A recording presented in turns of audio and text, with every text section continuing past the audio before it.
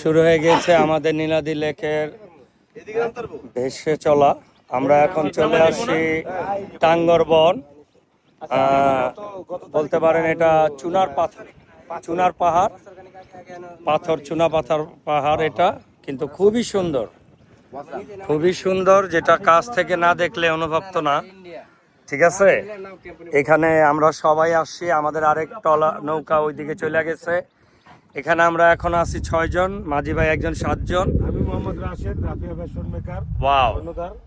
এখানে আমরা নীলাদ্রি লেকে আসছি মাঝির সাথে একটু। তো ভাইয়া আপনার সাথে কিছু কথা বলতে চাই। আপনি তো এইখানকারই ছেলে, তাই না? তো দীর্ঘদিন ধরে কি আপনি এই এই এই এই জবটাই করেন? ও আচ্ছা, আপনার অ্যাক্সিডেন্ট ছিল আগে না? ঠ্যাং ভাঙার পরে আপনি এই নীলাদ্রি লেকে ইয়া করেন। আচ্ছা, আপনার নামটা কি? মোহাম্মদ করিম। ফ্যামিলি আছে তো ইনশাল্লাহ? তাহলে আপনি এখানে কি রকম উপার্জন কি রকম হয়? মানে এখানে 12 মাসে কি উপার্জনের আপনাদের ব্যবস্থা আছে না শুধু সিজন কালে হয়? শনিবারে মনে করেন 300-400 টাকা করে পরে, আর নাইলে 100-150 কোনদিন হয় না। তাই নাকি? আচ্ছা আচ্ছা, তাহলে মানে এখানে গেস্ট এখনো পরিপূর্ণ আসা হচ্ছে না, এই তো দূরত্বর কারণে।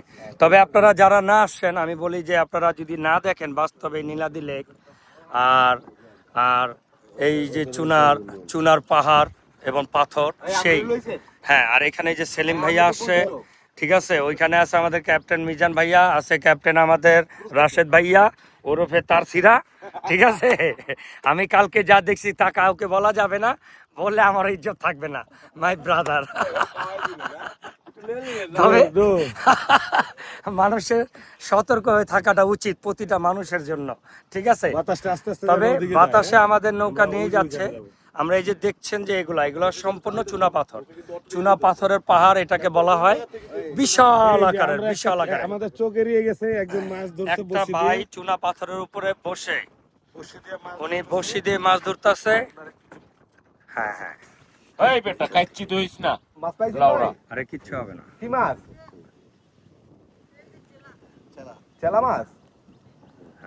এই যে এখন আমি দেখাচ্ছি, এই যে ভাইয়া এখানে পাহাড়ের উপরে থেকে একটা বড় পাথর, তার উপরে বসে উনি মাছ ধরছে। এখানে আমরা দেখাচ্ছি আপনাদেরকে, মানে এটা একটা ঝিল পাড়ের মতো, খুবই সুন্দর একটা লেক। এই লেকের নাম হলো নীলাদ্রি লেক, যেখানে কেউ না আসলেই নয়। আর যারা আসলে আসেন নাই, আমি মনে করি তাদের মন ফ্রিল এবং হালকা করার জন্য এই নেচারের পরিবেশটা প্রতিটা মানুষের জন্য দরকার। আরেকটা ভাইও ওইখানে বসি দিয়ে মাছ ধরতেছে নীলাদ্রি লেকে। ঠিক আছে, ওই যে ক্যাপরা ইন্ডিয়ান পাহাড়। হ্যাঁ, এটা হলো ইন্ডিয়ার ভিতরে পড়ছে, আমরা যেটা জানি এটা ইন্ডিয়ার সম্পূর্ণ। আর এই নদীটা মনে হয় আমাদের এখানে পড়ছে, তাই না? এই নীলাদ্রি লেকটা বাংলাদেশে পড়ছে। লেকের পাশে যে পাহাড় দেখতেছেন এটা হলো চুনা পাথরের পাহাড়, এটা পড়ছে ইন্ডিয়ার ভিতরে।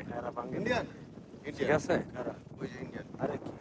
আর বাঙালিরা ওই যে আমাদের বিপ্লব ভাইরা, ওনাদের এক গ্রুপ নিয়ে ওই পাহাড়ের উপরে হেঁটে বেড়াচ্ছে।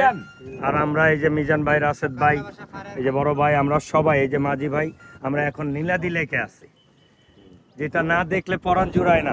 সত্যিকার অপূর্ব সুন্দর পরিবেশ এবং ন্যাচারাল হাওয়া, আবহাওয়াটা কি দেখেন, আকাশটাকে দেখলে বুঝতে পারবেন। খুব সুন্দর একটা আবহাওয়া, মেঘলা আকাশ, সেই সেই সেই একটা পরিবেশ করে দিচ্ছে আমাদেরকে, যেটা মানে কি বলবো। এই যে এটা পুরাটাই নীলাদ্রি লেক, এই যে মাঝি ভাই, হ্যাঁ, আমরা খুবই ফিল নিচ্ছি আমরা এখানে এসে, যেটা ধারণার বাইরে। মিজান ভাই একটু ঘুরেন, একটু বসেন, এখানে ভিডিও সবাইকে নিয়ে ওঠায়। রাশেদ ভাই, এই বিপ্লব ভাই তো নাই এখানে।